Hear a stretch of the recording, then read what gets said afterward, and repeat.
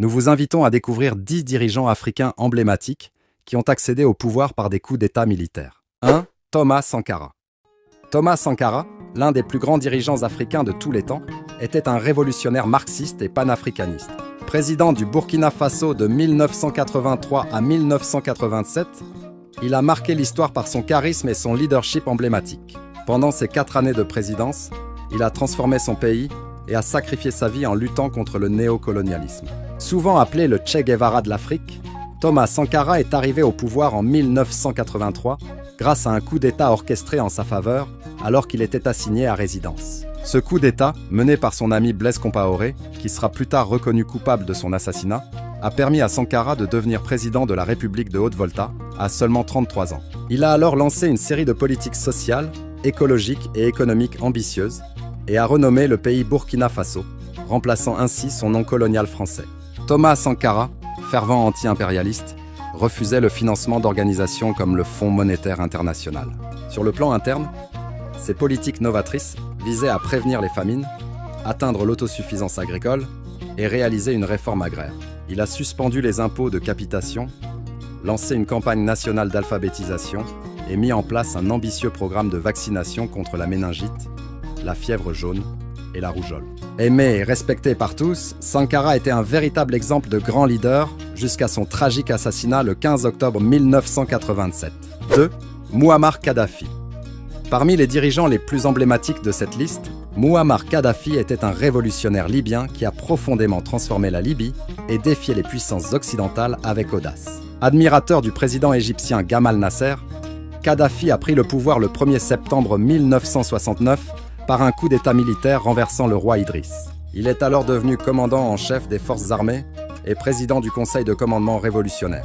Kadhafi, bien que controversé et excentrique, était un fervent nationaliste et panafricaniste. Sous son régime, il a expulsé les bases militaires américaines et britanniques de Libye, exilé la plupart des communautés italiennes et juives et nationalisé les actifs pétroliers étrangers en 1973. Son gouvernement a alloué des fonds pour offrir une éducation, des soins de santé et un logement gratuit à tous les citoyens.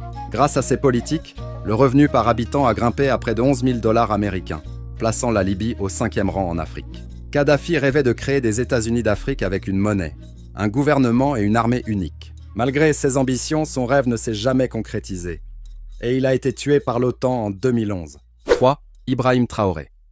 Actuellement le plus jeune président en exercice au monde, Ibrahim Traoré est à la tête du Burkina Faso depuis le 30 septembre 2022, après un coup d'État qui a évincé le président intérimaire Paul-Henri Sandaogo Damiba. Avant cela, Traoré faisait partie des officiers de l'armée, ayant soutenu le coup d'État de janvier 2022 qui avait porté Damiba au pouvoir. Sous le gouvernement de Damiba, les améliorations ont été minimes et de nombreux soldats, notamment ceux stationnés dans des zones éloignées, ne recevaient pas leurs soldes à temps. En septembre 2022, la mort de 11 soldats dans le nord du pays, suite à une attaque d'insurgés, a provoqué la colère au sein de l'armée. Traoré, en réaction, a rallié les soldats et mené un coup d'État contre Damiba qui a fui le pays. Traoré a déclaré que lui et d'autres officiers avaient tenté de convaincre Damiba de se concentrer sur le terrorisme, mais ont finalement décidé de le renverser lorsque ses ambitions se sont éloignées de leurs objectifs. Après le coup d'État, Traoré s'est déclaré nouveau chef du mouvement patriotique pour la sauvegarde et la restauration. Le gouvernement de Traoré semble s'inspirer de l'iconique leader burkinabé Thomas Sankara. Ses actions et discours indiquent une posture anti-impérialiste et anti-néocolonialiste. À l'instar des présidents du Mali et de la Guinée, il a expulsé les forces françaises aidant à lutter contre l'insurrection locale et a soutenu la diversification des partenariats internationaux du Burkina Faso. 4. Yoweri Museveni. Le président Yoweri Museveni est devenu président de la République de l'Ouganda le 29 janvier 1986, après avoir mené une lutte de libération de 5 ans couronnée de succès. Avant cela, Museveni avait été un leader clé de la résistance de 1971 à 1979, contribuant à la chute du régime d'Idi Amin Dada. Lorsqu'Idi Amin Dada a pris le pouvoir en 1971, Museveni s'est exilé en Tanzanie, où il a fondé le Front de Salut National, qui a joué un rôle crucial dans le renversement d'Amin en 1979. Après cela, Museveni a occupé des postes dans les gouvernements de transition et s'est présenté à la présidence en 1980. Lorsque les élections, largement considérées comme truquées, ont été remportées par Milton Obote, Mousséveni et l'ancien président Youssouf Loulé ont formé le mouvement de résistance nationale, NRM. Mousséveni a dirigé l'armée de résistance nationale, NRA, la branche armée du NRM, et a mené une guerre de guérilla contre le régime d'Obote.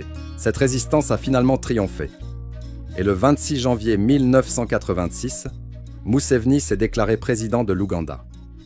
3 jours plus tard, le 29 janvier, il a été investi en tant que président. Lors de cette cérémonie, il a déclaré qu'il ne s'agissait pas d'un simple changement de garde, mais d'un changement fondamental. Depuis 1986, Mousséveni est resté au pouvoir, devenant le président le plus ancien de l'Ouganda. Sous sa direction, le pays a connu une revitalisation significative, avec une stabilité politique, une croissance économique et des infrastructures améliorées. Mousséveni a également mis en œuvre des réformes capitalistes, soutenu une presse libre et adopté des mesures pour lutter contre le sida, contribuant à transformer l'Ouganda de manière profonde et durable. 5. Assimi Goïta. Comme le colonel Mamadi Doumbouya, Assimi Goïta du Mali est arrivé au pouvoir en 2021 par un coup d'État militaire.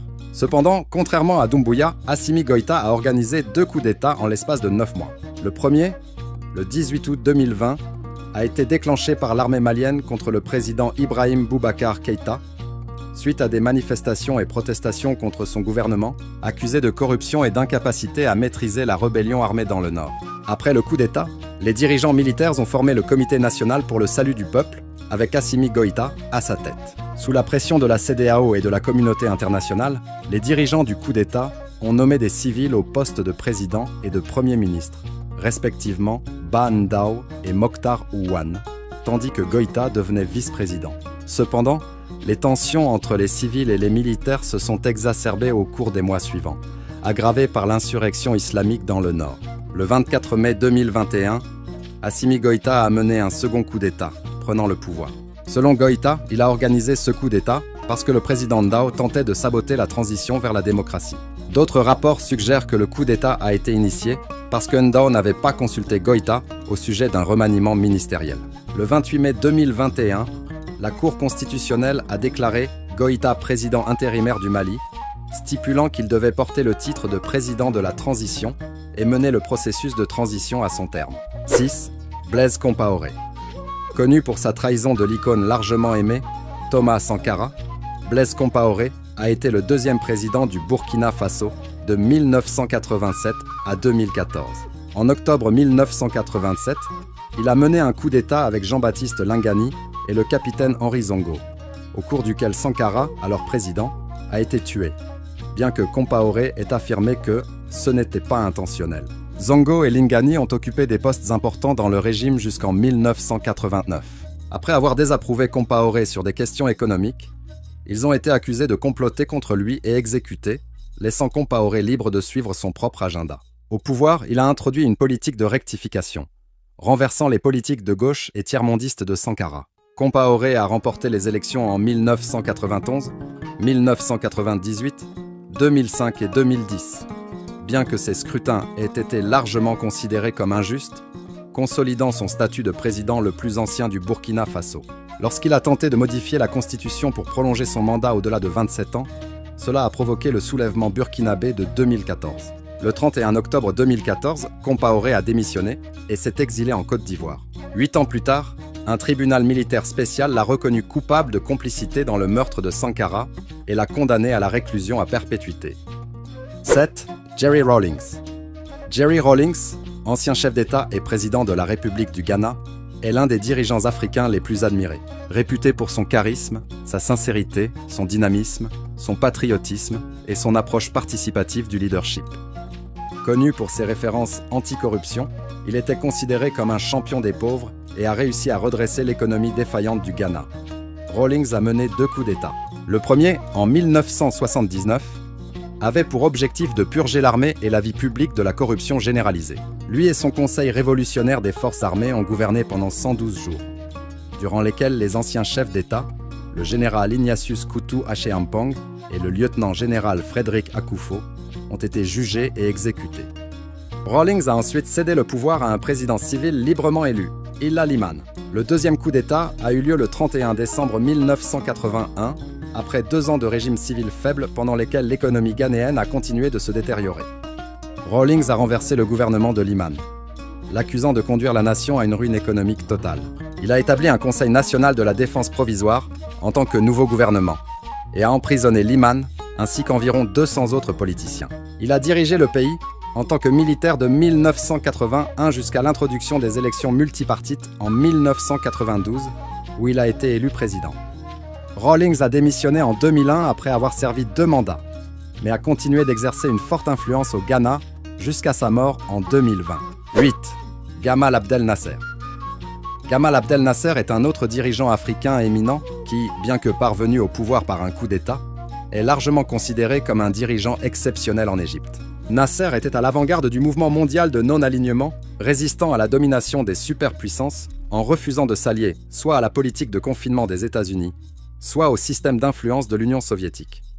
Son arrivée au pouvoir est souvent vue non pas comme un simple coup d'État, mais comme une véritable révolution.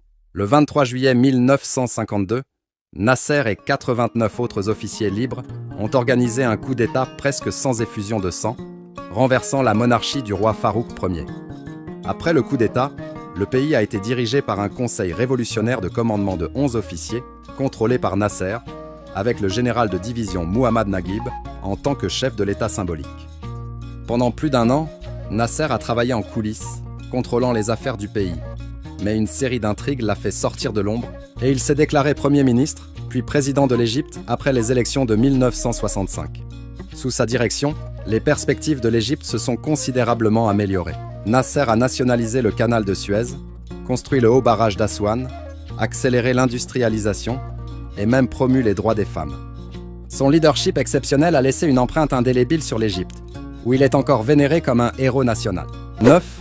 Denis Sassou Nguesso. Le président Denis Sassou Nguesso de la République du Congo est l'actuel dirigeant du pays depuis 1997, bien que ce ne soit pas la première fois qu'il accède au pouvoir. Sassou Nguesso est initialement arrivé au pouvoir en 1977, après l'assassinat du président Mariane Gouabi. L'identité de l'assassin reste incertaine. Les médias officiels ont accusé un groupe de commandos dirigé par le capitaine Barthélemy Kika Didi, tandis que d'autres ont suggéré une implication de hauts gradés militaires.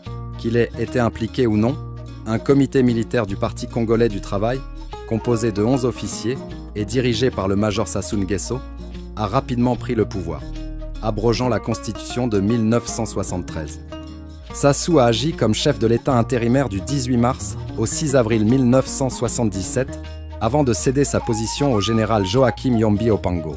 En 1979, Denis Sassou Nguesso a été élu président du PCT lors du congrès du 5 février, entamant son règne en tant que président de 1979 à 1991.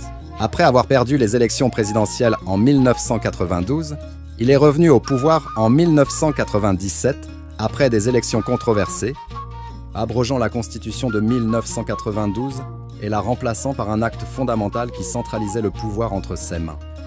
Depuis son premier accès au pouvoir en 1979, Sassou Nguesso a gouverné le Congo pendant un total de 36 ans, faisant de lui l'un des présidents les plus anciens d'Afrique. 10. Le colonel Mamadi Doumbouya est l'actuel président de la Guinée-Conakry, arrivé au pouvoir en 2021 par un coup d'État qu'il a instigé, lors duquel le président Alpha Condé a été détenu sans violence. Avant le coup d'État, Mamadi Doumbouya avait servi dans l'armée pendant 15 ans, commençant comme légionnaire français au grade de caporal, avant de retourner en Guinée pour diriger le groupe des forces spéciales, une unité militaire d'élite créée par le président Alpha Condé en 2018.